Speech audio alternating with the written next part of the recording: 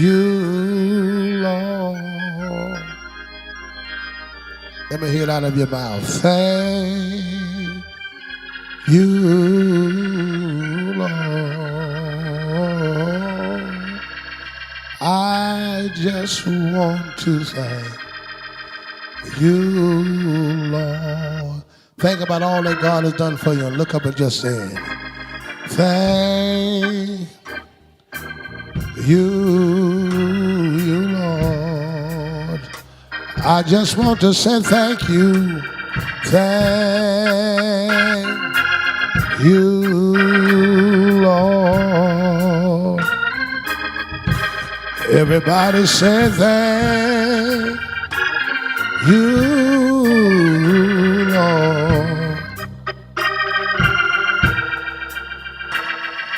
I just want to thank you, Lord. Now, just before I go into the Word of God, I want you to think of all that God has done, all that you have been through this year, all of the anguish, all of the anxiety, and you still have your mind.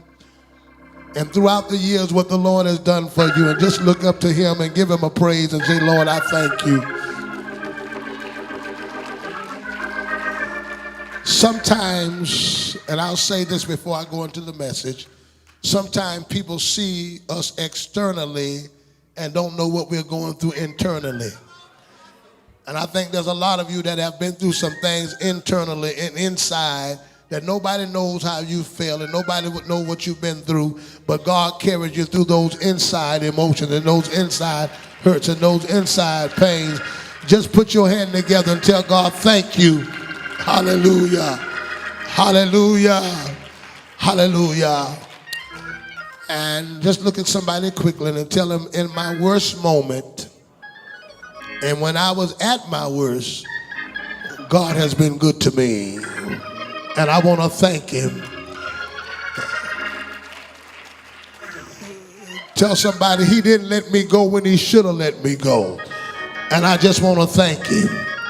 My God, somebody ought to praise Him and give God glory and say thank you. You ought to be glad that God ain't just saving good folk. Amen. Because some of you were no good and God saved you and delivered you. You ought to lift your hands and say thank you, Jesus. Amen. I'm honoring the Lord today and I thank Him. You may be seated. We thank God for the water baptism in His name, the Holy Ghost with the evidence of speaking in tongue, as the Spirit of God give utterance, and for abiding steadfastly in the apostles' doctrine.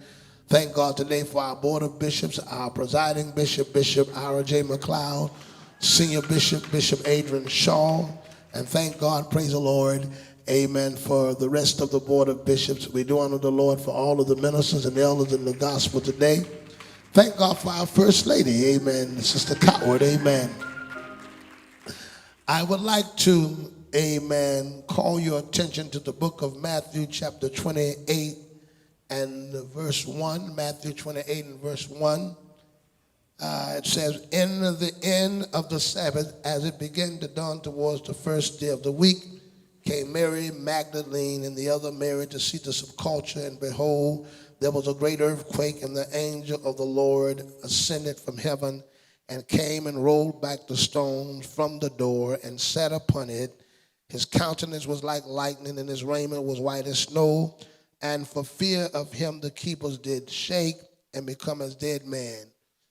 And the angels answered and said unto the women, fear not ye, for I know that ye seek Jesus, which was crucified.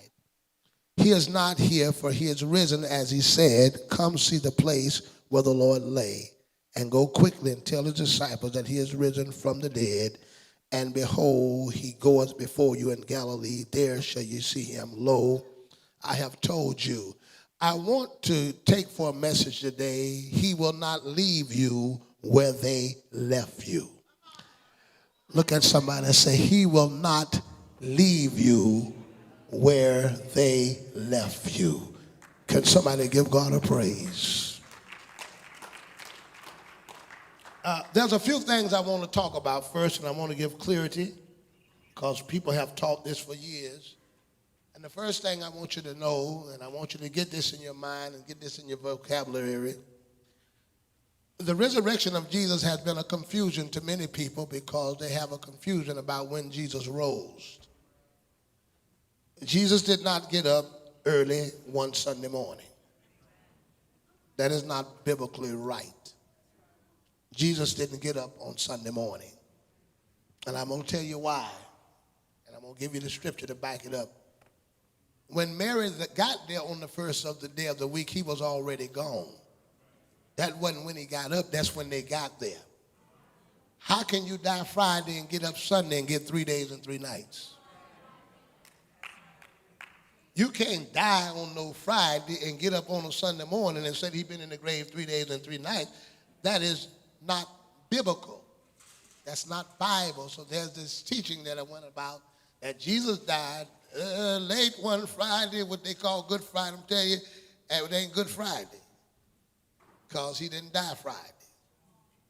I can prove this to the Bible. Go to the book of Matthew chapter 12 and 40. Matthew 12 and 40. Amen. Matthew chapter 12 and 40.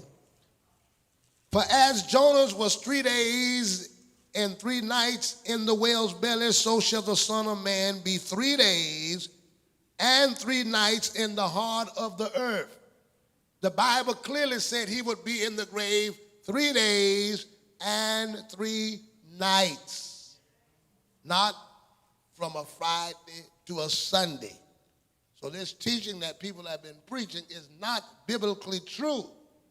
He did not die Friday and get up Sunday. In fact, Daniel chapter 9 teaches us, and Daniel prophesied that Jesus was going to die in the middle of the week, which is Wednesday. Give me Daniel chapter 9 and 27. And you know, you really don't have to have a Bible class to figure that out. You just need a math class. Because from Friday to Sunday, you can't get 3 days and 3 nights. So even if you don't know Bible, you ought to know math. And people have been preaching that for years and years, that he got up early one Sunday morning. It was not early one Sunday morning. Daniel chapter 9 and 27, this is the prophecy that Daniel had. And he shall confirm the covenant with many for 1 week. And in the midst, which means the middle of the week, shall he cause sacrifice and oblations to cease, and for the overspreading of the abomination he shall make it desolate, even until the consummation, and the determination shall be poured upon the desolate. The Lord said, it is in the middle of the week that the sacrifices will cease. So when Jesus died in the middle of the week, all of the Old Testament sacrifice, they no longer had to make them because Jesus had died and ended the sacramental of the sacrificial system of the Jews. So it was in the middle of the week that Jesus died. Make sure you get that. And some people say, well, what significance is that?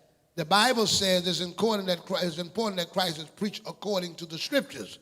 Amen. 1 Corinthians 15:1, moreover I declare unto you the gospel which I preach, which also you have received, wherein ye stand, by which also ye are saved, if ye keep in remembrance as I preached unto you, unless ye have believed in vain. And then it says, verse 3, I deliver unto you that, first of all, that Christ died for our sins according to the Scripture. So anyone who is preaching that Jesus died Friday and got up Sunday is not preaching according to the Scripture. They're preaching according to a tradition or something that was passed down them from day to day, but have never gotten the opportunity to really dig in the Scriptures. And let me tell you, that's a very important thing, because if Jesus didn't stay in the grave 3 days and 3 nights, then the Bible is lying.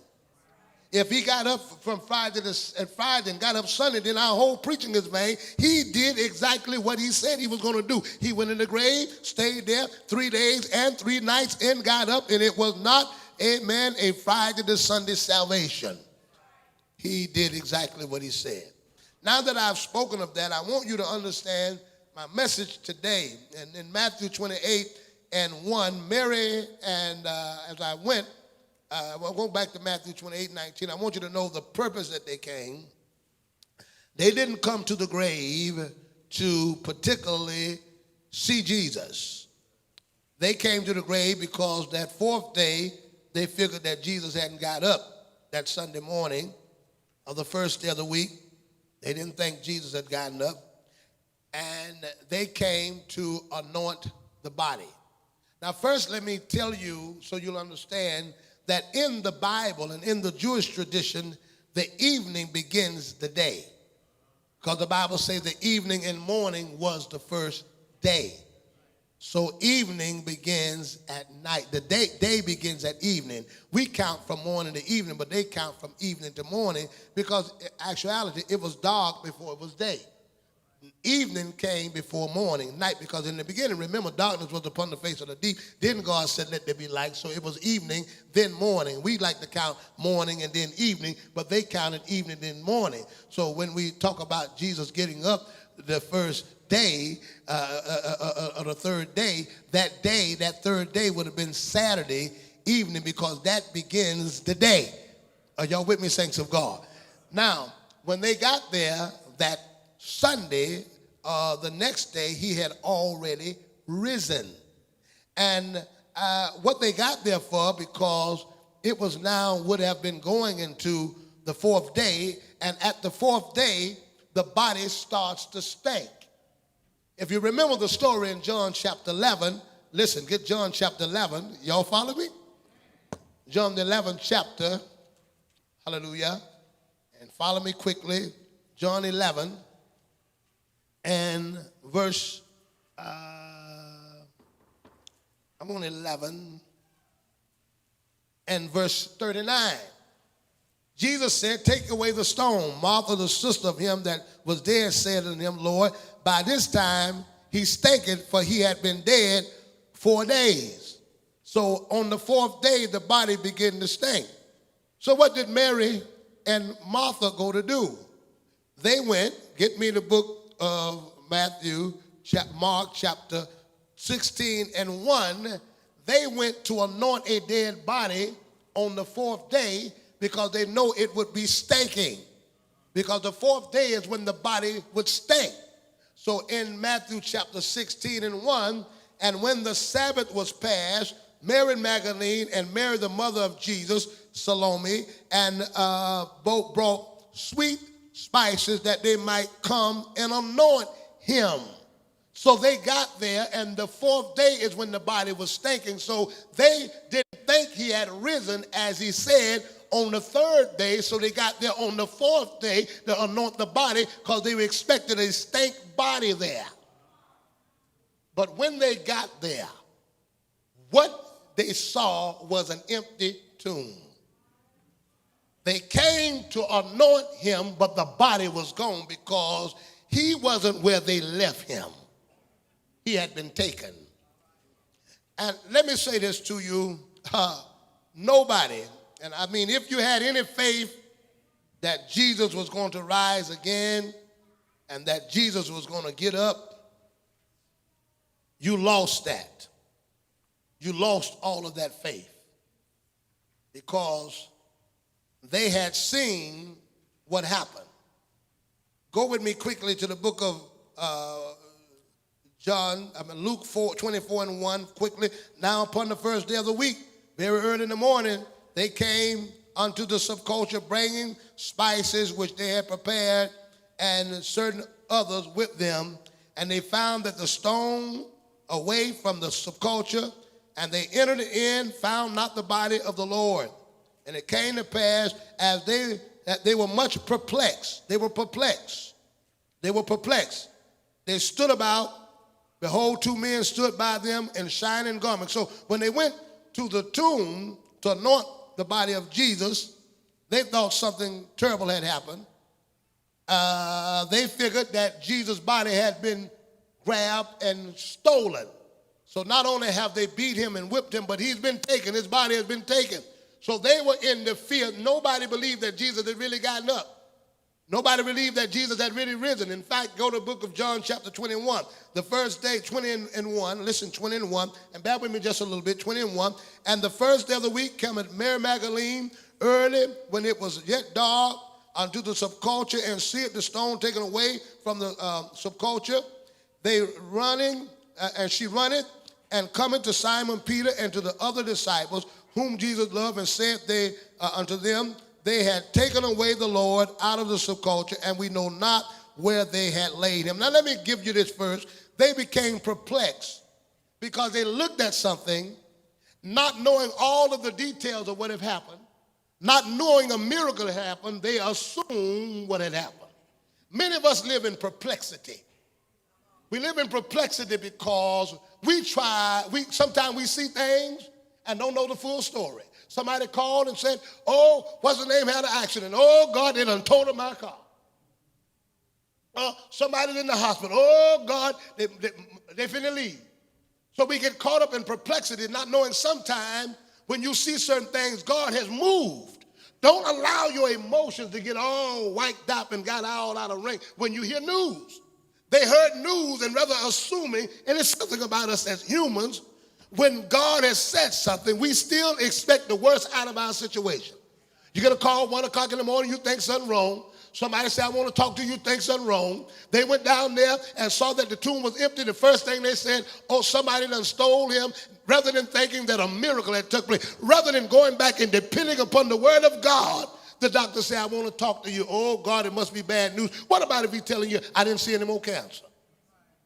Well, sometimes our expectations isn't high. We have negative expectations.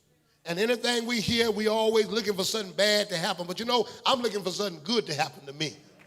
I'm looking for miracles to happen. Now, some of you don't want to wake up the next day and you don't want to answer the next call. Don't even want to open your mail because you're afraid of what you may see.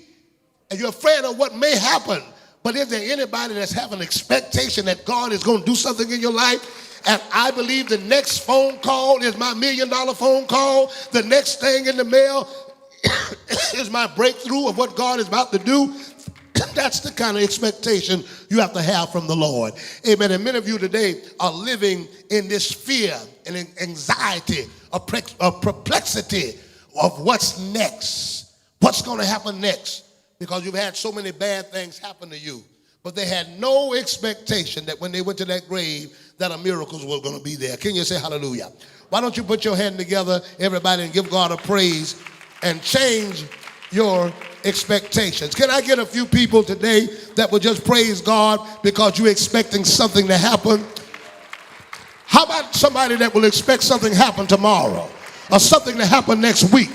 I'm not going to be perplexed about what tomorrow is going to bring. I know you got a court case that's due. I know you got doctor's reports that do, but can I get anybody that has an expectation that can praise God and can give God the glory? And instead of something negative happen, what about what God had promised them going to happen? They forgot all of the promises that God gave them. In fact, let me tell you this. There was no reason that they should have got up without an expectation that Jesus had risen. In Matthew chapter 17, Jesus had told them, get Matthew the 17th chapter. 17th chapter, Matthew, 22nd verse. Jesus said to this, 17 and 22, and while they abode in Galilee, Jesus said unto them, the Son of Man shall be betrayed in the hands of men, and they shall kill him, and the third day he shall raise again, and they were exceedingly sorrowful. Now, this bothers me, and listen at this. Jesus said, I'm going to be killed and buried, and I'm going to raise again. And the Bible says they was exceedingly sorrowful, which means they only heard the bad news. They heard I'm going to be buried, I'm going to be killed, but they didn't hear I'm going to raise again. We will hear all the bad stuff in our life and ignore the good. Now here he's telling them, I am going to be buried, I am going to be killed, but I will raise again, and they're sorrowful after he's given them that. And we get the same thing in our life. All we focus on is the bad and the bad. Let me tell you, I got a lot of bad stuff going on in my life now. Some of y'all got a lot of bad stuff going on in your life now. But I look at the I will rise again. Not only did he tell them that, he continued to tell them.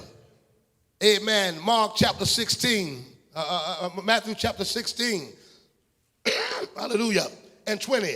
Then charged his disciples and that they should tell no man that he was Jesus the Christ. From that time forth, Jesus began to show his disciples how that he must go unto Jerusalem and suffer many things of the elders and the chief priests and the scribes and be killed and raised again the third day. There is a danger in having a negative mindset. It's a danger because now when Jesus rose, Nobody was at the tomb, but everybody was at the grave. At the grave.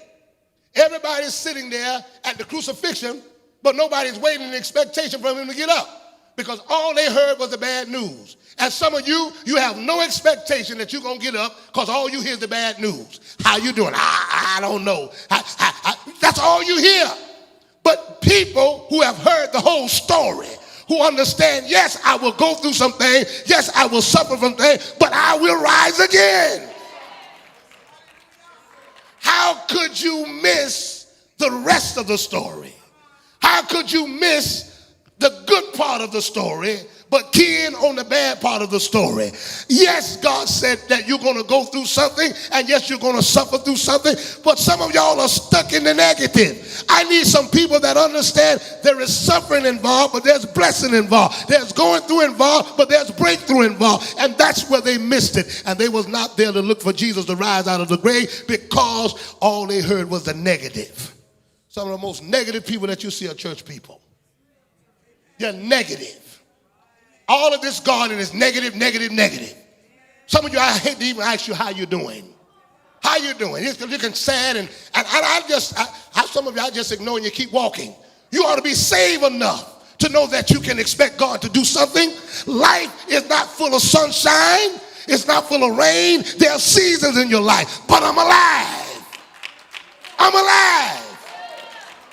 And if I stay alive through every season, you don't have, see what God has done, he has planted. And some of y'all looking negative now. Yeah, I'm talking about you all that's always talking negative. God has designed it that you don't take peach trees and put them in there and then bring them in your house when it's a bad season and put them back out. You bring them in here when it's raining and then take them back when it's good weather. No, the tree had to be there through all seasons. It has to be there through the rain. It has to be there through hurricanes. That tree, you can't bring that tree in when hurricanes come. See, what you want God to do is bring you in when the storms come, but you want the fruit. You got to stay in the storm. You got to stay in the rain. You got to stay in all kind of weather. And if you will stay in that condition, then you can get blessings and favor of God.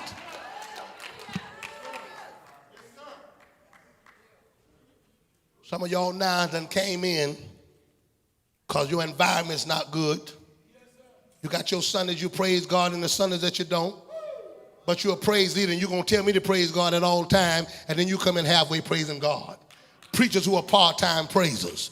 Singers who are part-time praisers. If you can't praise God in the rain, if you can't praise God in the sun, if you can't praise God in hurricanes, if you can't praise God in tornadoes, you don't get what it comes. But I need somebody that can bless the Lord at all times. Can somebody put your hand together and bless God right now in what you're going through? That's the person who gets the fruit.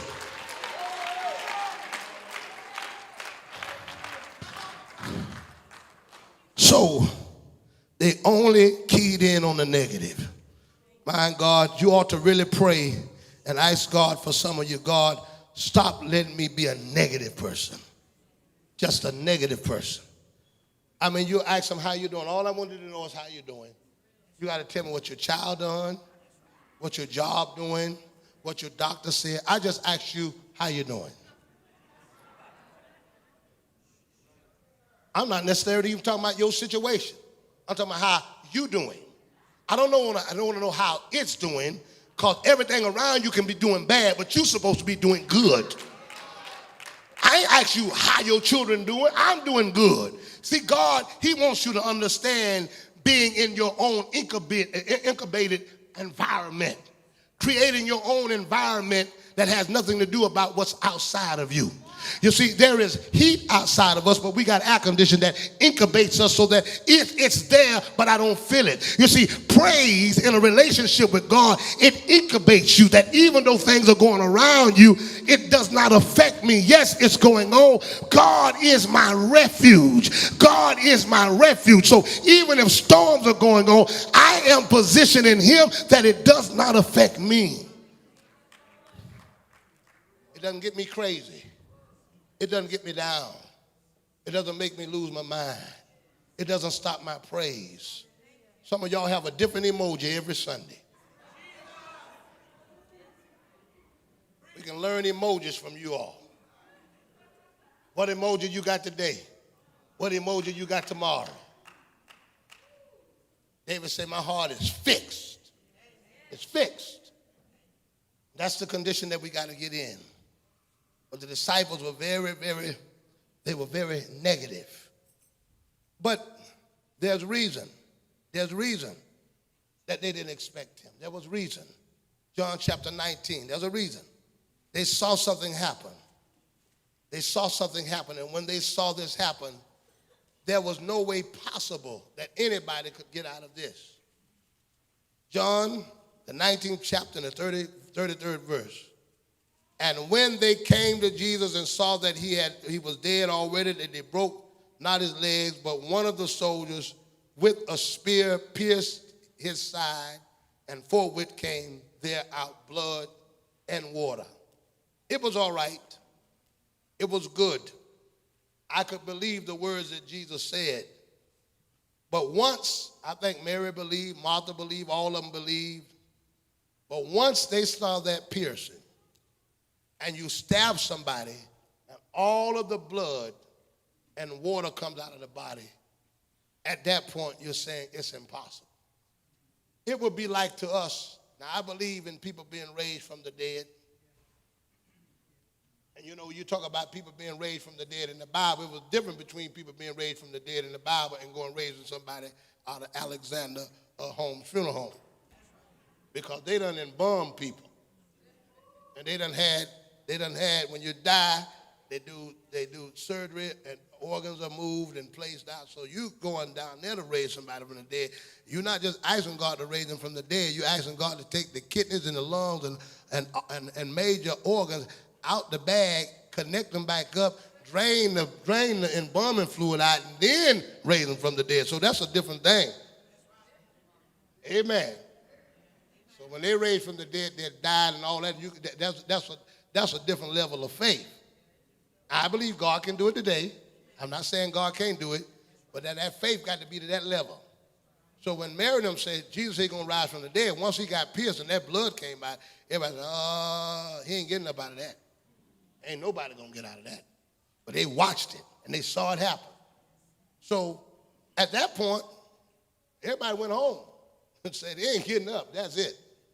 He fooled us. In fact, his own disciples talked about that, because when Jesus got up, Jesus was talking with them. They were so focused on what had happened, they didn't even recognize they were talking to Jesus.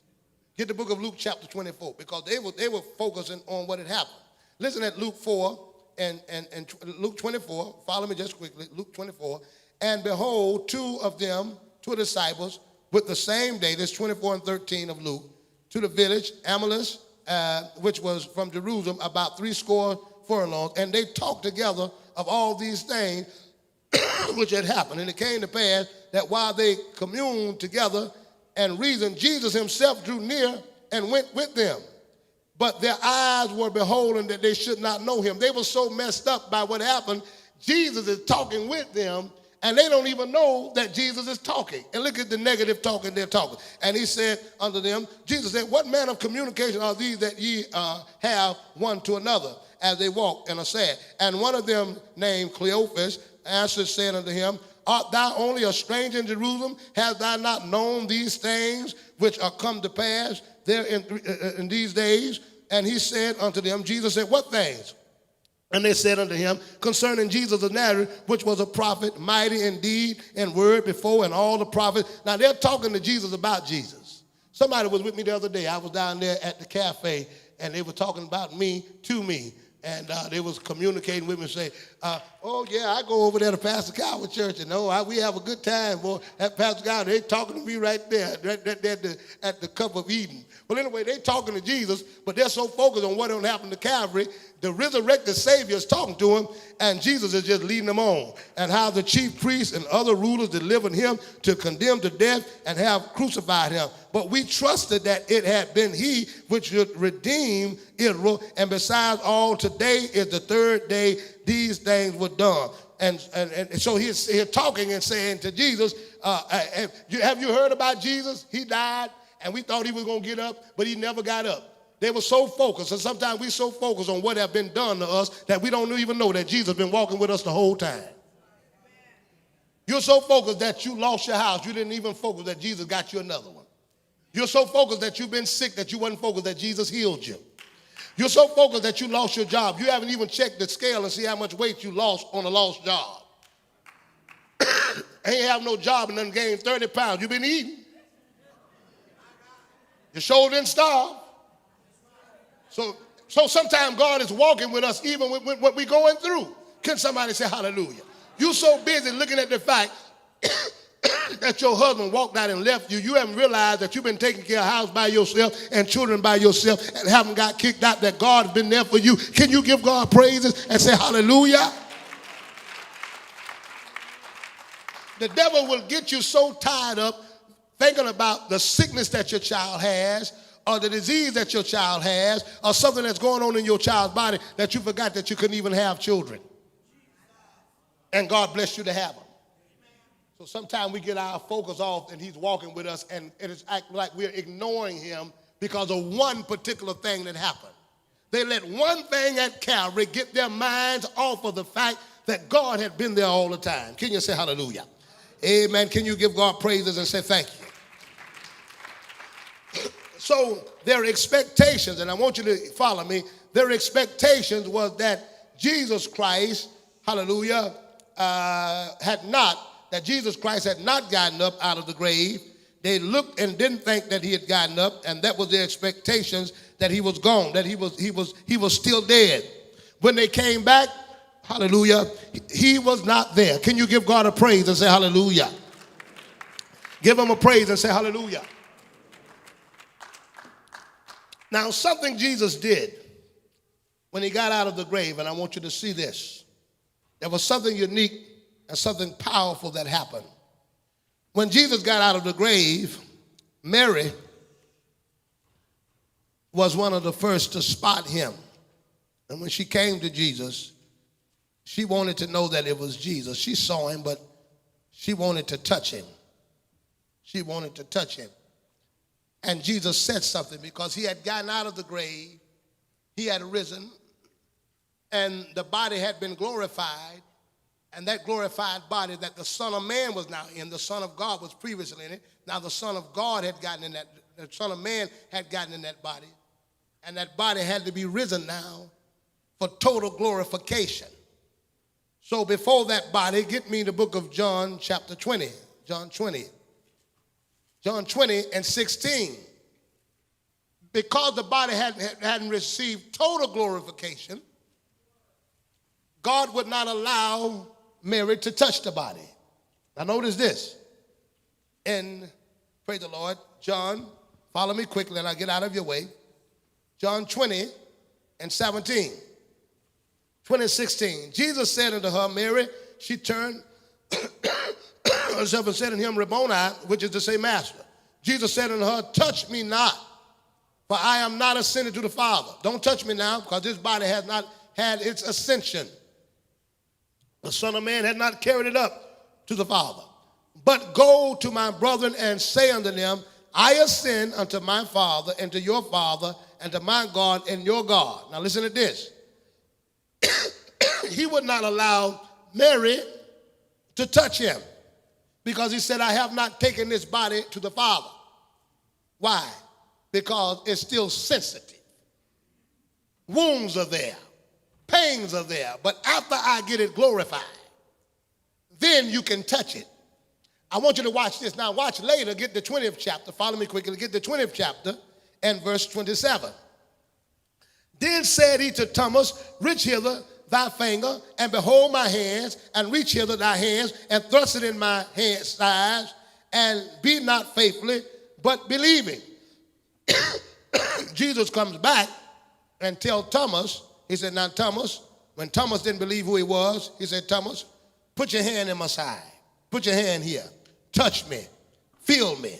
Are y'all with me? Well, what is the difference?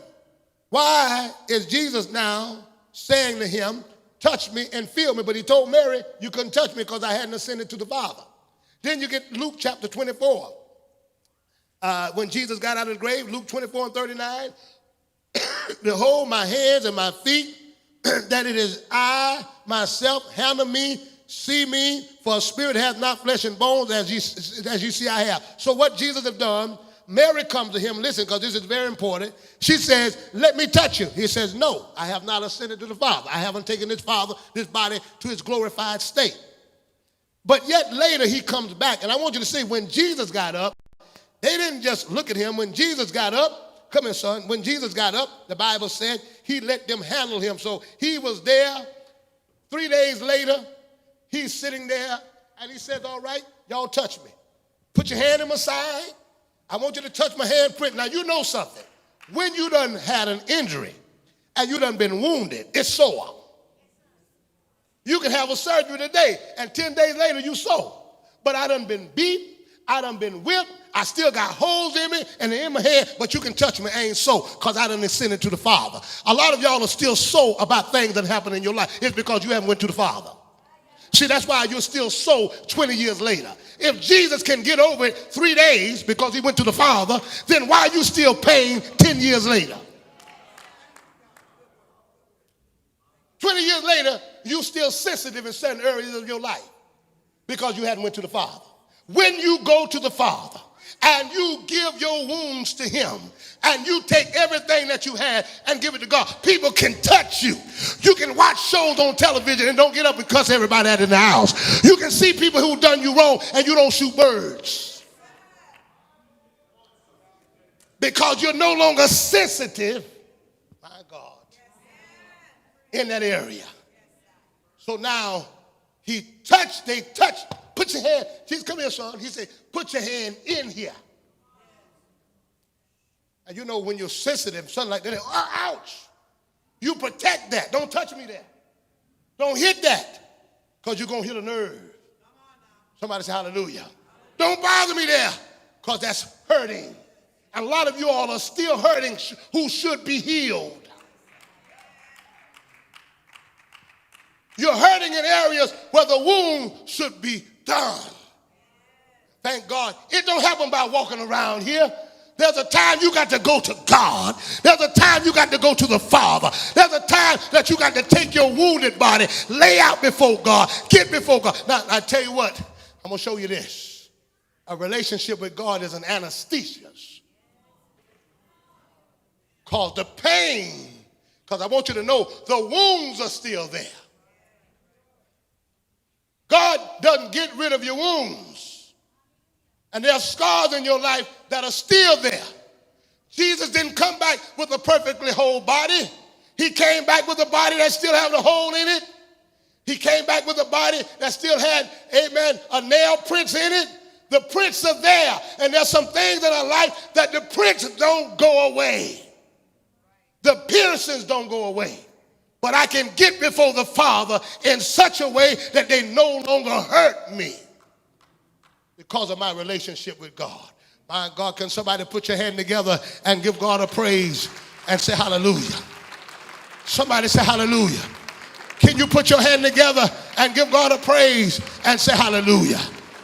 Amen. Look at somebody and grab them by the hand and tell them your wounds no longer have to hurt you. Amen. That rape no longer have to hurt you. The neglect that your family gave you no longer have to hurt you. What people have said and done to you no longer have to hurt you. Your past no longer have to hurt you. Your past experience no longer. Let's make a trip to the Father. They came to that grave with an expectation. And let me tell you something. They crucified Jesus, beat him, whipped him, laid him in the grave, and forgot about it and left him. And many of us have experienced piercing in our life. We have been beat, we have been whipped, and I think there's some people who really in our lives sometimes believe that they have finished us off. There are things that happen. There are some people who fight you to fight you, but there are some people who come against you to kill you. There are some people in your life that come against you to destroy you, that come against you to make sure that you never recover again or that you never get out. And they wanted to make sure that Jesus was completely done with, that Jesus was completely gone, that Jesus was completely out of the way. And for 3 days, they thought it was over. And they thought on that third evening that it is done, it is finished. But somehow, when they looked back in the grave, Jesus had risen from the grave. Not only had Jesus risen from the grave, the Bible says he took his time getting out. Because some people said that they stole his body, but he wanted to make sure that didn't nobody steal him. Because when Jesus got up, the thing that they wrapped him in, Jesus took and folded his clothes. Y'all with me? He didn't just get up. Because see, when you're stealing, you're trying to get in a hurry so nobody wouldn't catch you. Jesus got out the grave, took his stuff, folded it up, and put it on the side and left out. Somebody say hallelujah. I want you to know something, praise the Lord. When God has a plan to deliver you, when God has a plan to bring you out, you won't be where you were when they left you. And there are people who have left you and thought that you would never recover and never come out of. I want you to know, when you look for me, don't look in my grave, because he will not leave me where you left me. Somebody say hallelujah.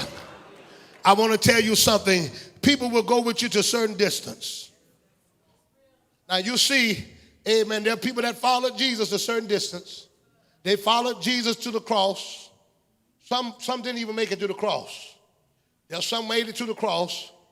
Some made it, praise the Lord, to the outside the tombs, but nobody went in there with him. The tomb is our limitations. That's where we're alone. Nobody went there. And there are those periods that people can only go so far. It troubles us, it bothers us. You know, when you see people die and you see family members die, it bothers us. And when we get to that grave, we're troubled, because that's where our limitations are. That's where we stop.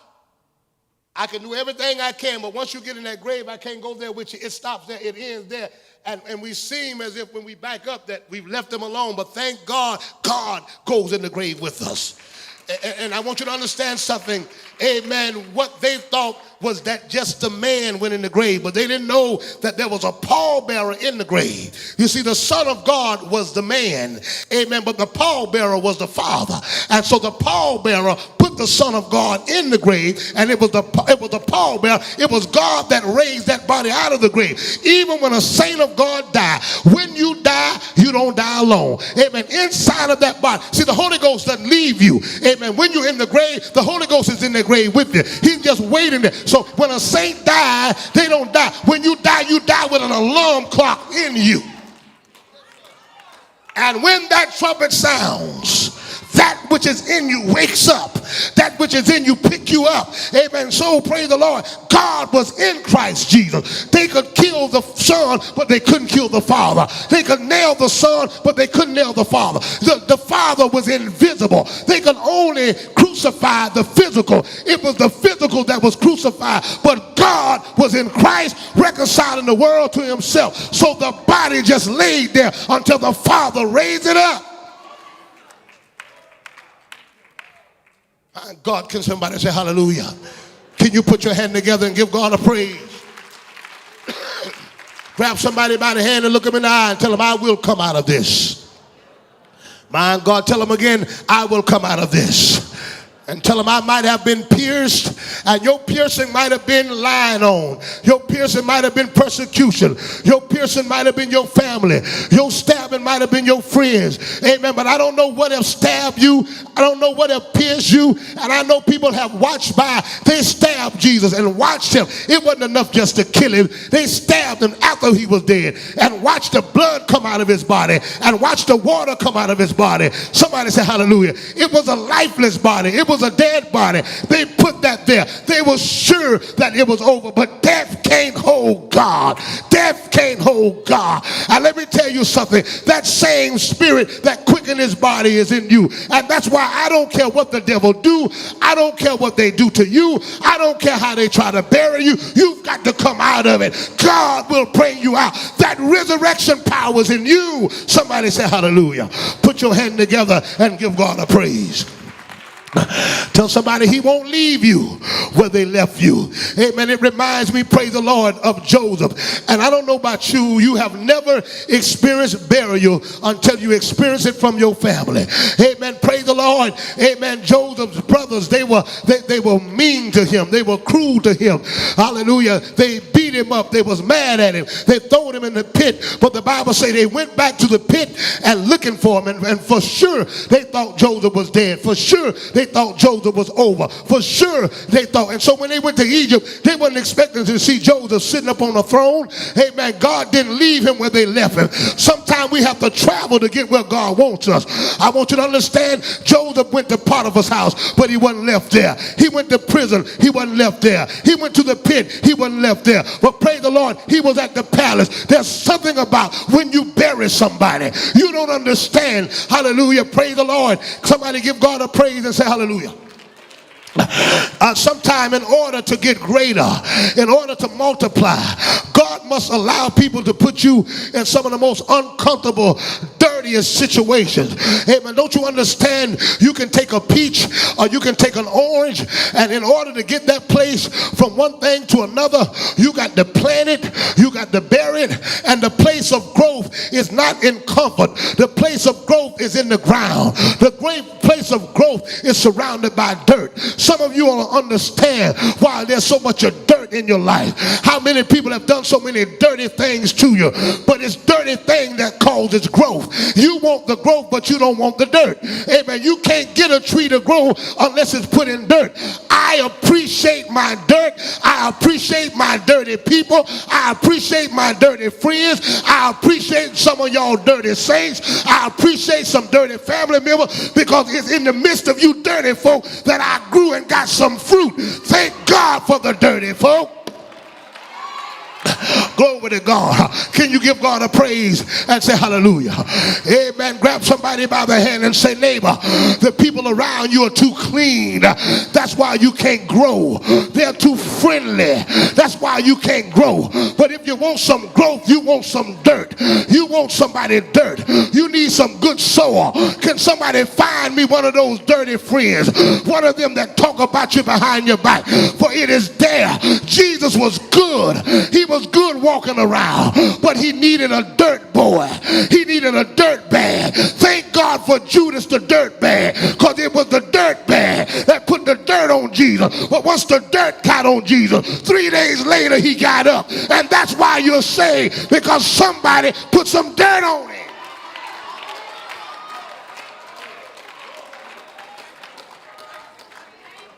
All your situations ain't always clean. Friends ain't always clean. Brothers ain't always clean. Amen, somebody.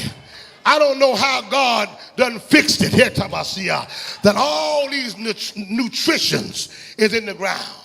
All of this nurturing is in the ground. In fact, I don't see calories there. I don't see calcium there. I don't see all of these good items that build my body there. All I see is dirt. But invisibly in that dirt are things that cause this stuff to grow. You mean I've got the seed in my hand and it ain't doing nothing. I got the seed in my pocket and it ain't doing nothing. I got the seed in a jar, it ain't doing nothing. But the minute I put it in dirt, something starts to happen. God say you ain't gonna grow, you ain't gonna get no power, you ain't gonna get no anointing until you get put in the dirt. When you get put in the dirt, it's Shabaha. Jesus did some miracles.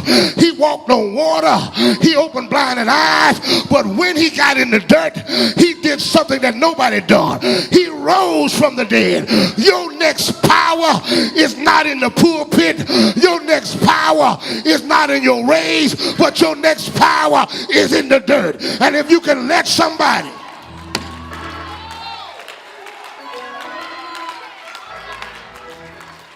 hug somebody and say, neighbor, it's getting ready to get dirty around here. Glory to God. Hallelujah. Hallelujah. But God's got a way of doing something. Now, the first thing you do, you put it in the dirt. And then when you put it in the dirt, you cover it. But once it's covered and put in the dirt, you go back and put some water on it. Water goes on the dirt. But the water know how to go through the dirt and get to me. My God, you can put the dirt on me. But when God put water on me, the water know how to go through all the dirt. Some of y'all don't understand what happened. They lied on you and put dirt on you. One plant, but one water. and God gives the increase. There are two steps to getting an increase. You got to be planted and you got to be watered. Tell somebody the water knows how to go through the dirt. The miracle knows how to go through the dirt. The blessing knows how to go through the dirt. Look at your neighbor and say, neighbor, don't worry about the dirt. The water will find you. Don't worry about the debt. The blessing will find you. Don't worry about the lies. Joseph, I wish y'all was here with me. I'm about to go here. Joseph was put in the dirt in Potiphar's house. She lied on him and said he tried to rape her. He was put in the dirt in prison. He was put in the dirt. But praise God, the water found him. Don't you worry about how bad people treat you. Don't you worry about the lies they told on you. God know how to find you. God know how to bless you. God know how to bring you out. God know how to do it. Somebody say hallelujah. What happens?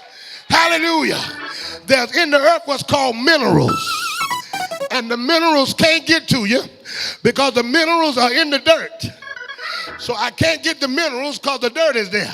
But once they put me under the dirt and the water goes through the dirt, while the water is getting to me, it's picking up stuff out of the dirt called minerals. That's why we got mineral water. And so as the water is going through the dirt, by the time it gets to you, it's just not water. It's water with minerals in it.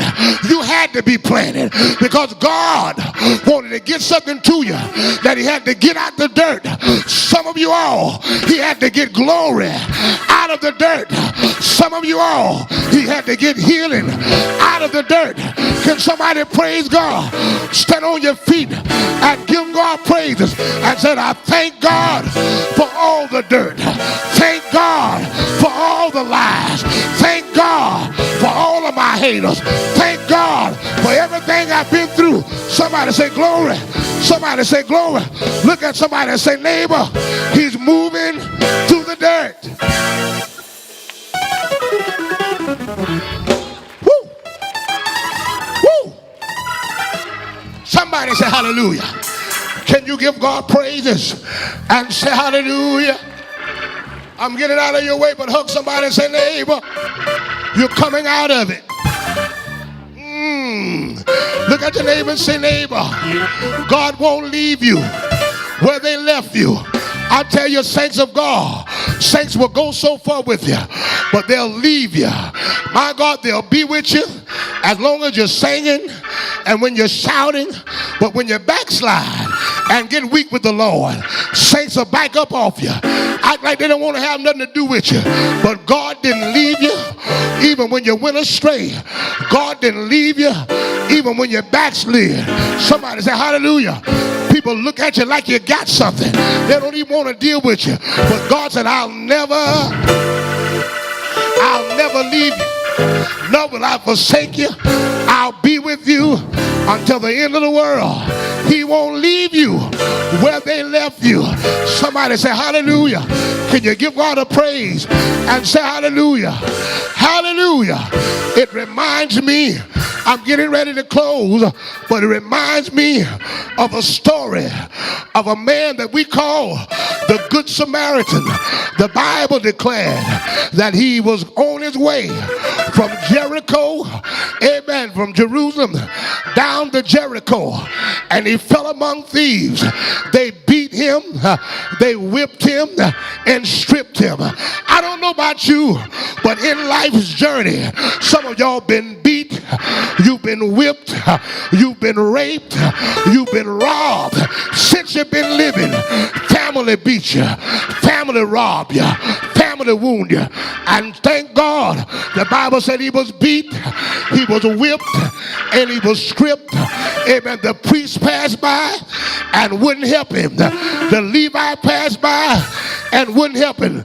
But a good Samaritan decided, I can't leave him where he is.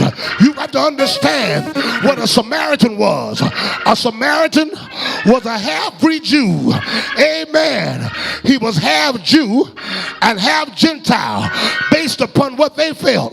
And so here is this half-breed that the Jews didn't have nothing to do with. He came and lifted up this wounded man. But what was God trying to show us? Jesus, the Son of God, was a half-breed. Hallelujah. Part divine and part human. Y'all with me, saints? Hallelujah. Hallelujah. Here come this half-breed. Hallelujah.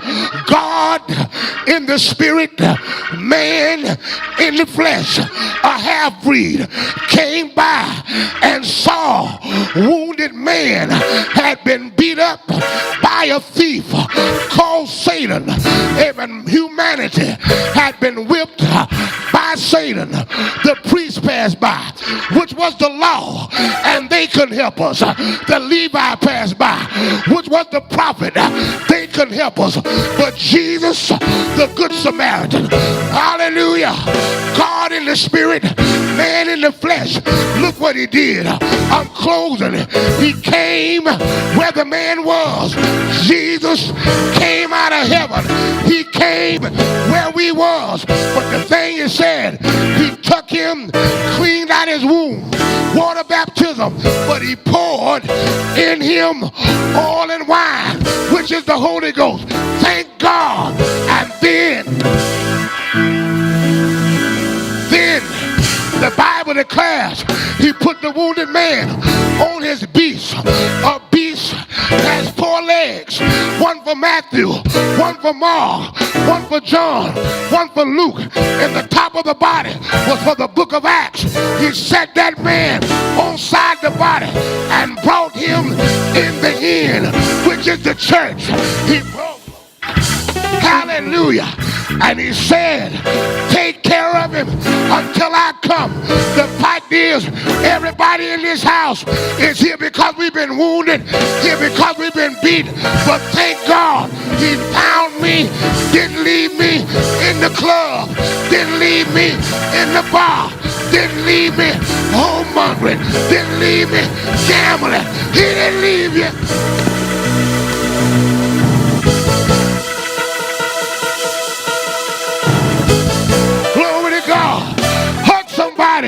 And say he didn't leave me in Club Kathleen.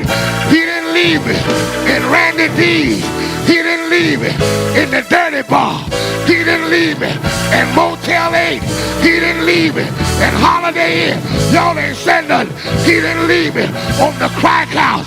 He brought me, and I'm so glad.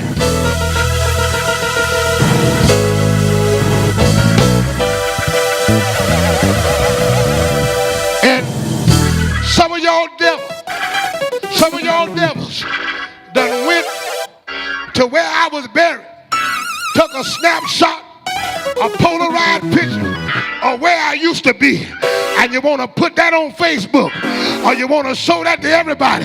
That's an old picture. You need to update your post. You need to update. Hallelujah. Look at somebody and say, neighbor, that's an old picture. That's where I used to be. But thank God he didn't leave me. He didn't leave me. Why don't you take a picture now? Why don't you see me now? I'm free. I'm free. Praise the Lord. I'm free. Stand on your feet before I sit down and look at your neighbor and say, neighbor, I was a mess. I wasn't no good. I look saved now, but I was a mess. And I thank God he didn't leave me like I was. I don't cuss no more. I don't drink no more. He didn't leave me where I was. Thank you. Thank you.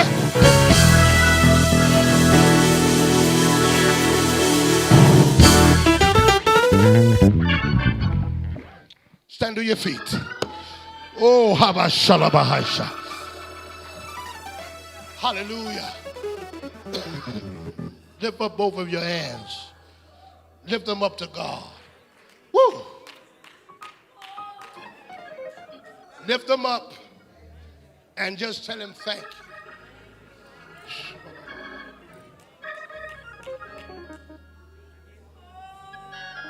Lift them up and say thank you. He didn't leave me where I was. Didn't leave me in my condition. I watched saints go so far. I watched saints go a mile away. And I think even one of the things that I see the most, even in the church, I watch this. Fail, backslide, go back, see how many people will come to you. See how many people will try to recover you. There's a place that you get to the Lord and a place you get in church, people are like they're almost scared to deal with you for the sake of what other people will think, sake of how other people feel. You feel like you're going through your grave by yourself. Then there are people, praise the Lord, that have been left, look like family forsake you, everybody forsake you. There's some things that God want to do by yourself. I wish. And there's some folk in your life, I'm going to say this, getting ready to pray. There's some folk in your life who have long gone. They did their job, they did their damage, they did what they said they were going to do, and they walked away. They left.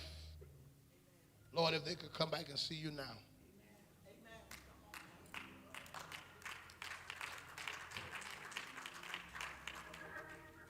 Some of you spiritually have killed yourself. Some of you are spiritually dead or where you are, but God said, I won't leave you where they left you. When there is divine purpose in your life, when there's a will of God in your life, when there's a purpose of God in your life, God has a way of transporting you. And the power is that Jesus Christ, that flesh, the Son of God, could not get itself out of the ground.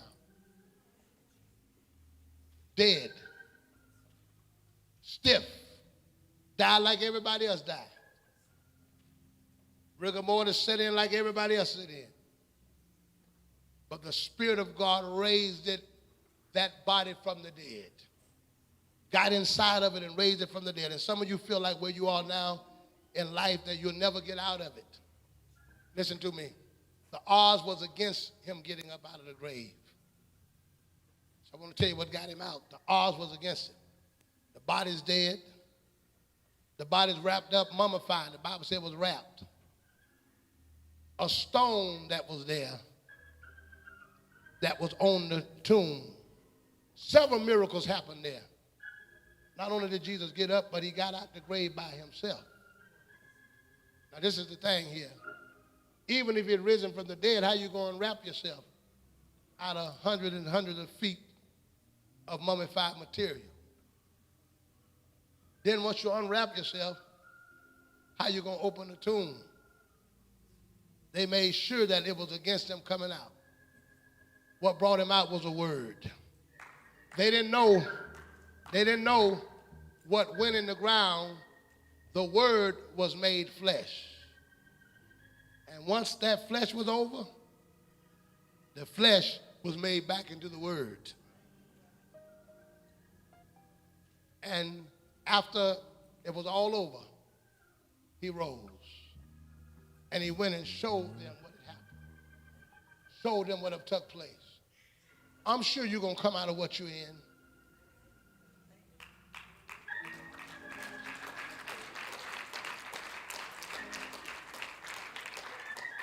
But Jesus, why did you leave me hurting? Why did you leave my wounds wide open? Why didn't you sew me back up? Why didn't you heal that? Because something had to happen. The wounds were left there for a reason, because there was a doubter. Come here, son. Thomas said, I won't believe that's him. If you fix that body up, I won't believe it. I believe that's a twin. I believe that's a lookalike. I'm not going to believe it except I can put my hand in there and feel it. See, God leaves some holes in your life for some people who don't believe. God leaves some nail print because Thomas was doubting. That ain't him. The Lord said, come here. I heard you. You say you don't believe lest I put the hand. The first thing Jesus did, Jesus walked through the door. Because he wanted to prove something to them, because he wanted them to understand something, that I didn't have to roll the tomb away. I can walk through doors if I want to. So he walked through the door and appeared in Thomas' house. Said, I heard you. You say you won't believe. He said, now put your hand in there. Now, there were many of them doubted whether Jesus was God or not. Now this body wasn't living off of blood. Wasn't no blood in there, because the blood had been shed. Now when Thomas put his hand in there, like he put his hand in electricity, he stuck it back out and said, my Lord and my God. He now had access to put his hand in there and feel God. So I want you to know something. There are some wounds in your life and some nail prints in your hand that people will only know God through those wounds. That's why God left you open. That's why God left nail prints in your hand. That's why God let things happen in your life. And tonight, in the name of the Lord Jesus Christ, I want everyone in this building, particularly the Lord said to me as I was getting ready to minister and get this message, there are many that are living as the disciples were, in perplexity. They're living in perplexity. They're perplexed because they don't know what's going to happen next. Many of you deal with anxiety and nerve issues because you are hyped about what could happen. As when Mary went down there and Mary saw it and she said, oh, she looked at it and said, oh, they done stole him. She didn't think about miracle. Some of y'all need your minds shifted and your spirit shifted so that you won't be sitting down. Everything got you shaky. Is my child going to die? If the child got a cold, oh, is it COVID? The pain, oh, is that, oh, Lord, is that prostrate? Mosquito done bit you. Oh, God, is that cancer? You're living in a perplexity. They were perplexed. And God said, many of you are dealing with that today. So if you're here today and the message have touched you, I want you to come and I want to pray for you. And if there's anybody in here today, God has said, I want to move you from where you are. Some of you all are left in certain stages in your life. God said, I want to move you. I want to deliver you. If you're here and you need prayer today, I want you to come. If you're here and you need deliverance today, I want you to come. If you're here, oh God, I feel something here in Jesus' name. Why don't you come?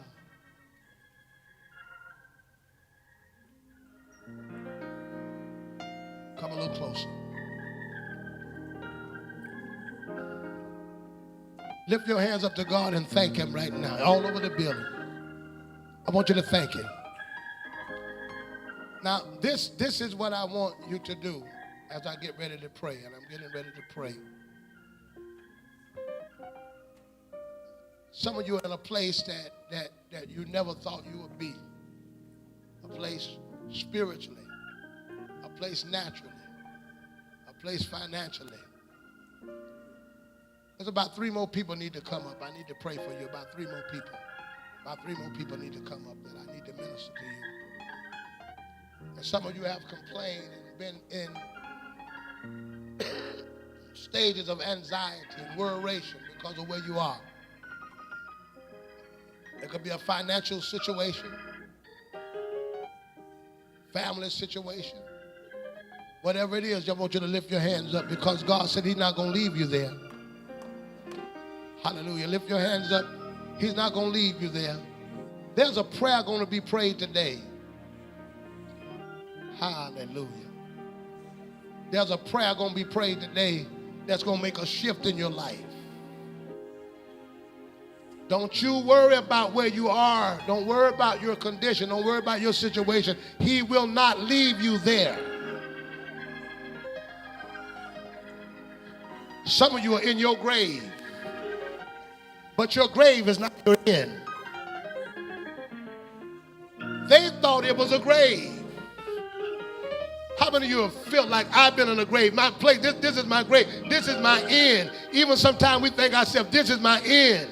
There's no way that I'll ever minister again. There's no way I'll ever preach again. There's no way I'll ever teach again. There's no way I'll ever be that woman of God, that man of God. There's no way that I can come out of this financial situation. There's no way I can come out of this spiritual situation. God said he won't leave you there. You're not responsible for getting yourself up. He is. He will bring you out of that place. I don't know all the time where he's taking you, but I know one thing about it. He won't leave you where they left you. He won't leave you where your family left you. He won't leave you where that relationship left you. He won't leave you, praise the Lord, where that heartbreak left you. He won't leave you. All I need you to do tonight is get a little faith in your heart in the promises that God made. Why were the disciples so messed up? Because they went through what they went through, but they forgot about the word that was spoken. Many of you that are standing up here, and I want you to understand, prophecy outlives the grave. Prophecy goes beyond the grave. Why did Jesus get up? Because there was a prophecy on him. Many of you have been prophesied to about your ministry, about your future, about your work, and what God has for you. Grave can't stop prophecy. Prophecy is more powerful than the grave. If God has spoken a word on your life, listen to me good, prophecy is more powerful than the grave. And many of you that are in your graves now that the devil thinks is an end, there's a word that's been spoken in your life. Come on, keep playing. Play what you're playing. Let me tell you this so you can understand that prophecy can't stop the call of God on your life. I mean that the grave can. I'm closing, but I'm getting ready to pray because I feel something. There's a resurrection here tonight. There's a resurrection here tonight. Can you praise God for it? Listen, let me tell you why I can't stop it. There's a prophet, there's a prophet by the name of Elisha and Elijah. Elisha had Elisha to come to him, and he said that the Lord was going to take him up in a whirlwind. Elisha followed him faithfully, and he said, what is it that you want me to do? He said, give me a double portion of your spirit. That's all I want is a double portion. The prophet said to him, Jackie, you asked a hard thing, but nevertheless, I'm going to give it to you. But this is the thing. You got to stay with me and see me when I'm taken up. And the prophet followed that. He watched him and was there when he was taken up. And every miracle that Elisha did, the prophet did it twice. He did it twice. There was one miracle short. He was supposed to raise the dead twice, but he only had to raise one from the dead. He was short of a miracle. And he was in the grave. And he was buried. But the prophecy hadn't been fulfilled. Some of y'all are in graves now, but there's still a miracle left in you. There's still a prophecy. There's still a word. And there's still a ministry. They buried him, and he had been dead for years. Body decayed for years. But there were soldiers from the Syrian army had killed a man, and they were trying to hide it. They killed him, and they were trying to hide the murder. And they threw that man in Elijah's grave, not knowing there was one more prophecy in him. When that man hit Elijah's body, he revived and got up.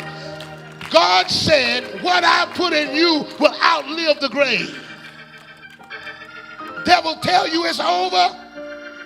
Ministry over, the work of God in your life over, that is done. God says, no. My word is in there. My prophecy is in there. Be careful where you throw your dead stuff. There's a miracle. Now lift your hands up. I'm getting ready to pray. God, you see these that are here that have made the sacrifice to come. They've walked out of their seats because the word of God is rich unto them. And God, I pray that this water that I'm preaching today, for this is water, this living water. You said out of our belly shall flow rivers and rivers of living water. God, I preach water today. And God, this water that has been preached out of my mouth, let it go through the dirt. Let it go through the hurt. Let it go through the shame. Let it go through backsliding. Let it go through doubt. Let it go through hurt. God, let some water get to that seed that's there. And God, I thank you for a great awakening. I thank you for a great restoration. I thank you for a great hope. Thank you for a great expectation. In the name of Jesus, God, we expect greater. In the name of Jesus, God, revive these that are here. These that have stood here, that have came out of their seats, that know that you still have a good intention for their life. Know that you still have purpose on their life. God, give us a resurrection. Give us a revival. Give us a restoration in the name of Jesus. Give hope today. Give hope today. God, move all negativism out of our spirits. God, let us have hope for something that's going to happen. Let us have expectations in the name of Jesus. I want you to get your expectations up. I want you to get your expectations up in the name of Jesus. We thank you, Lord. Woo! We thank you, Lord. And God, just as their spirits have been adjusted to look for the negative, turn their spirits to look for the positive. God, just as their spirits have been expecting things negative to happen, oh God, give them an expectation of something better. My God, God's doing something. God's doing something. God's doing something. God's doing something. Oh God, for those that feel like nothing positive have happened, thank you, God. Thank you, God, in the name of Jesus. Oh, Shadabahasa. Oh, Rabasaba. Shandalamosia. Hey, Shabababaha. My God, we're getting ready to go, but I want you to praise God. Yes, Shabbat. Hallelujah. Hallelujah. Hallelujah. Hallelujah. Hallelujah. Hallelujah. Hallelujah. Hallelujah. Hallelujah. Put your hand together and give God praise. Hallelujah. Come on, praise him. Hallelujah. Listen, I'm not telling you to say something just to say something. But God said, while you saying it, something going to happen in your spirit. My God, tell somebody, I'm looking for good news.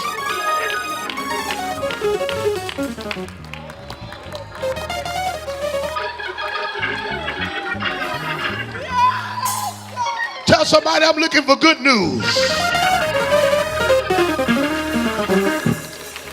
Hug somebody and tell them, God ain't through with me yet.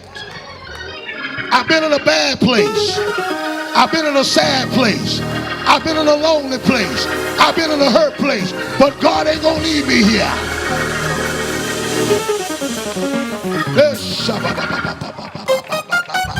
Somebody say hallelujah.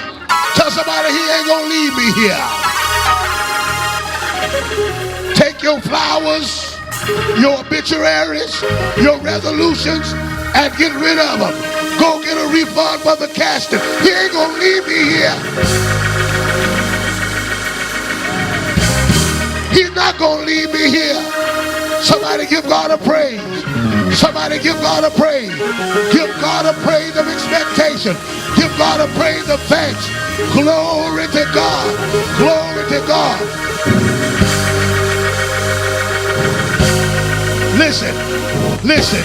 The Lord is saying to me that resurrection is coming to your spirit. I'm closing. Resurrection. Some of y'all didn't come, but I'm talking to you. Resurrection. Some of you have felt dead spiritually, dead financially, dead emotionally.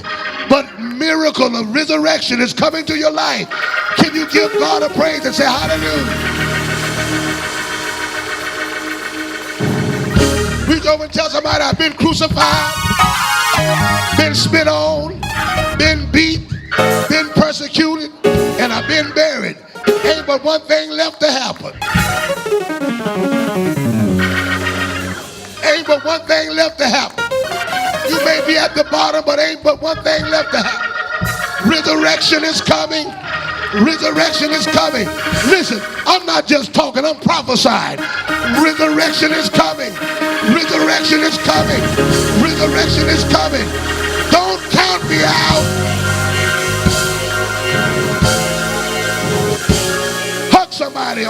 to your seat and say, don't count me out. Don't count me out. Don't count me out. Don't count me out.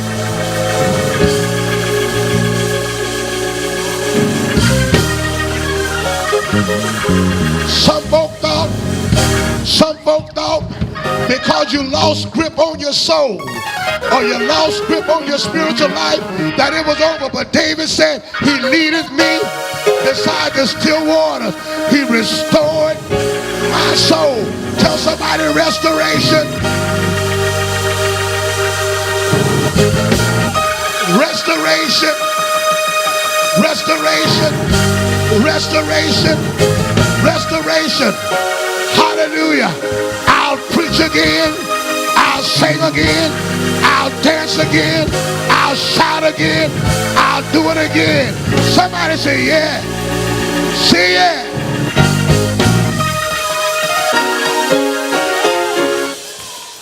I'm going. I'm going. I said I'm going. Tell somebody, my life is not a movie. See, the movie ends, but it's a sitcom.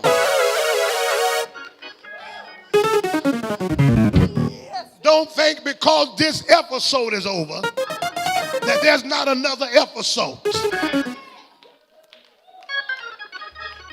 I say there's another episode. Did y'all hear me? There's another episode. Glory, glory, glory, glory, glory, glory. Hug somebody, say, neighbor, you got to wait till the commercial over. There's some commercials that got to get over. But at the end of the commercial, you know, the commercial like to kick in when the scene get good, when you're right at the bottom, when somebody about to get killed, the commercial in. So the commercial came in when Abraham had the knife on Isaac. And the commercial break came, but when they came back, amen, God was blessing Abraham. Y'all better stick around. Wait, don't get up, go get no cookies. Watch the commercials and wait, because there's another part to this. I say there's another part to this. Praise the Lord. They watched Job in part one lose everything. Some folk went on the commercial break, and when they came back, Job had everything. Be careful that you don't walk out doing the commercial, because when you come back, I'm going to have it all back. I'm going to have my joy back. I'm going to have my money back. I'm going to have my family.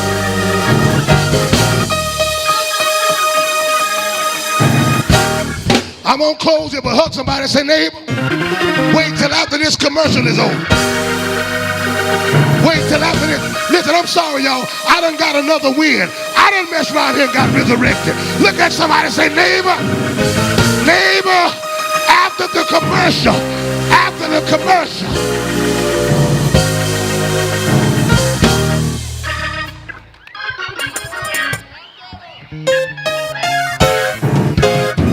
Look at your neighbor and say, neighbor, this is just a rerun for me. I done watched it before.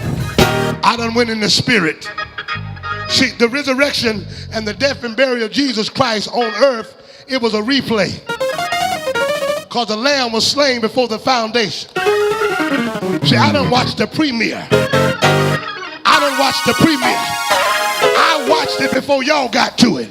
So I can sit back and see what's going on. Jesus had already seen the premiere.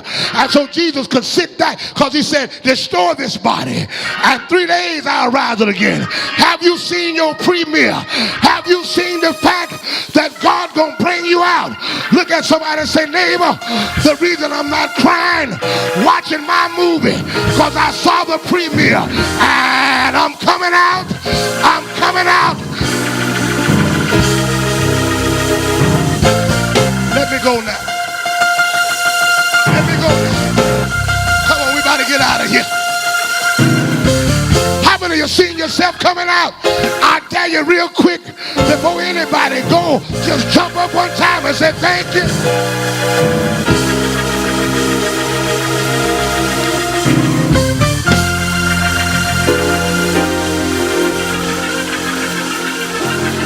Thank you. Stand up, I'm gonna go.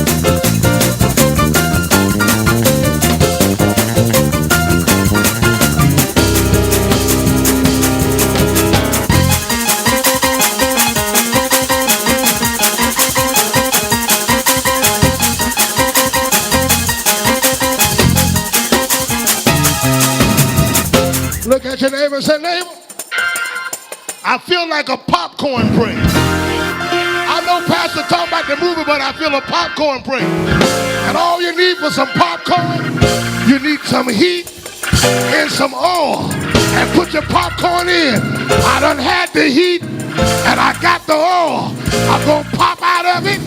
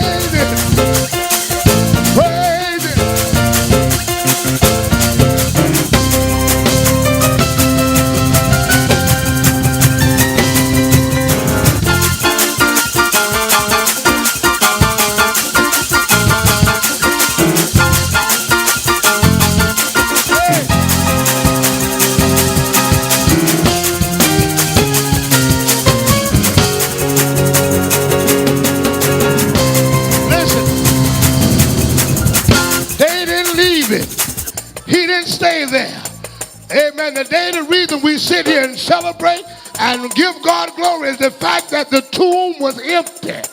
Hallelujah. God said it's empty. It's empty. It's empty. He's moving you out of your grave to your victory. Somebody praise him. Put your hands together and praise him.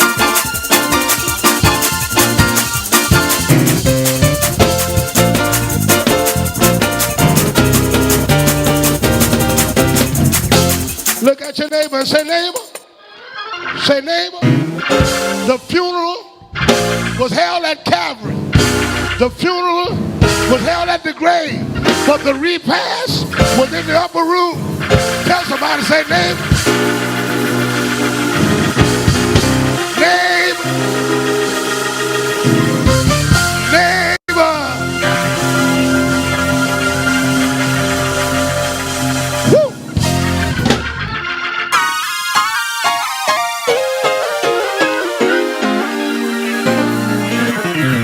I'm going to get out of here because I feel something. I say your repast is in the upper room. Your repast is in the upper room. Your repast is in the upper room. Yeah. Woo.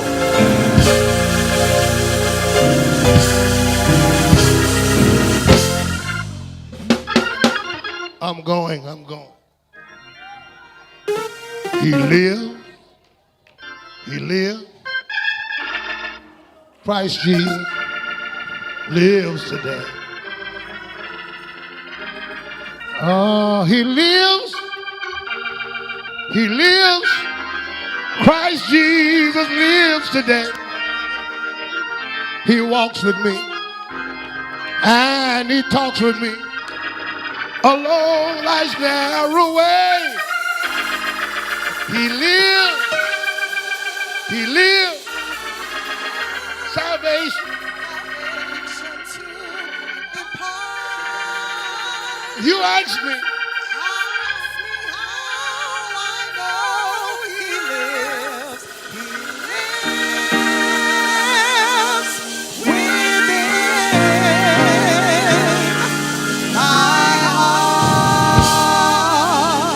One more thing. He lives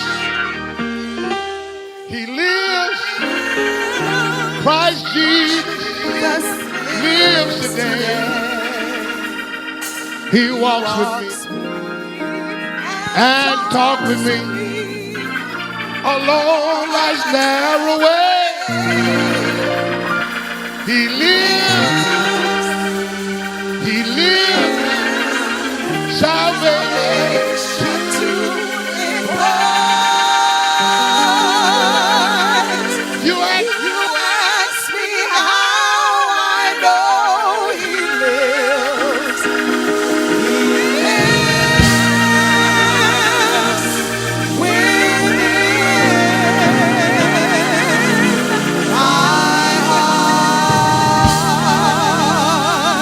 my heart rejoices because I think about when, and I'm getting ready to open up for salvation and those who want to become a part of the church. I think about when I first met Alexia.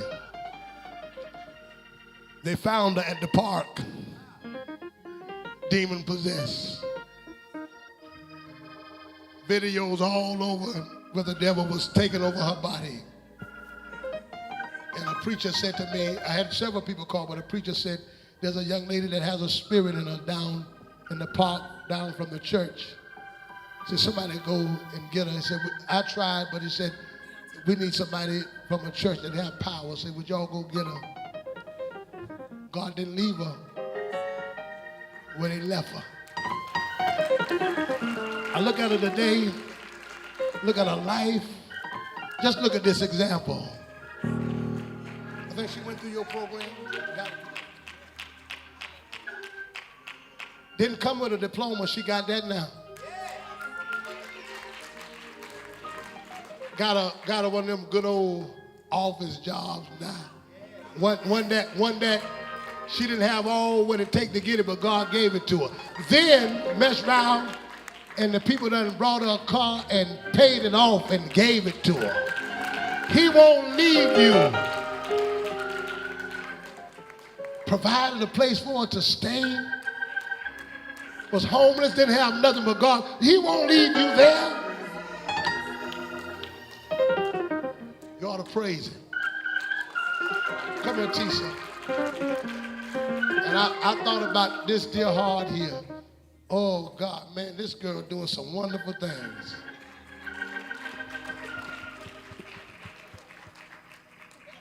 I mean, I get her and Sister Laurie team up, boy, they gonna get everybody. I think if the devil could get saved, they'd be getting him. They can find stuff, people giving stuff, feeding folk. But look at where you were. And look at what God brought you. Amen. Oh, right here, drugs and all this stuff. Right here. Sister Laura, who one of the greatest outreach and evangelism that I know. Man, this young lady, I mean, she out there helping. But this is where she used to be. In the trailer park. Man, look at her, got all that whole road there almost. And bringing people to the Lord. He won't leave you. Now this morning, I'm going to open the church. There are those that said that they would like to be members of this church and want to be a part of this church. Why don't you come up? Now, Eddie is coming with us today. Is Eddie coming today? Eddie said he's ready. He told me I'm ready. Come on, let's get Eddie on up here. Eddie coming. Come here, Ed. Amen. I love this young man. Ed said that the Lord dealt with him. He want to come. This young lady here with your sister Laura's granddaughter. Look here. We got all this coming happen. I think this sister too. Anybody else? Anybody else want to become a part of this church? You want to make your membership here? This is the church you want to come to. Amen. This church you want to come to. Amen. Brother Perch coming. He's saying this is coming on mine. Amen. Anyone else? Anyone else? Man, whole group come up here with Eddie. Amen. God bless you. Amen. All right. Now listen.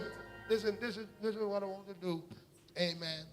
I'm going to allow, if you all would like to say something, you tell them why you want to become a part of the church, whoever wants. All right, we got a spokesman here, all right. Brother Eddie, we're going to turn into Eddie.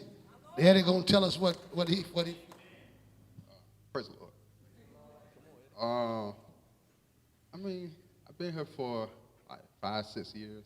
I think it's pretty much time to join. So, yeah. Ed ain't got a lot to say. Let me tell y'all something. I thank God for Ed. Y'all wait till he start preaching. Now listen, let me tell you something. This young man, he know that book. He know that book. This young lady here was so excited the other night. Amen. And God bless her. You're gonna speak for? All right. Praise the Lord. Give honor to Christ. This is my grandbaby, and I always call her my prayer warrior because everywhere I went, she sings, she teaches, and I know that I'm going to let her tell her testimony, but I'm just going to give you a little bit of it. And I had invited her to church, and she sat right there, and I knew something was going on with her. I know she don't mind me telling you a little bit of it. And I called Deacon Perch, and I told Deacon Perch, I said, Deacon Perch, I said, this thing is stronger than me. I said, but if Pastor can just lay his hands on her. She ran from you that night, and she ran from Deacon Perch because we knew what was going on, because we seen it. And then when she called me and said, Grandma, she said, I know that I need to be under a apostolic leadership. I about lost my mind. So saints, when y'all see me over there and I'm screaming and I'm hollering and I'm dancing, it's for my family, it's for my friends. Not only that, I have my grandson, I think he just left, but he comes all the time. And when he comes, he brings 2 or 3 people with him. And that's my granddaughter over there, my niece, my daughter joined. I'm fighting. Oh, there he is right there. I'm fighting and praising. Not only that, I had thyroid cancer, vocal cord cancer, and they told me I shouldn't be able to say the E, the I, the O, and the U. I know you just heard.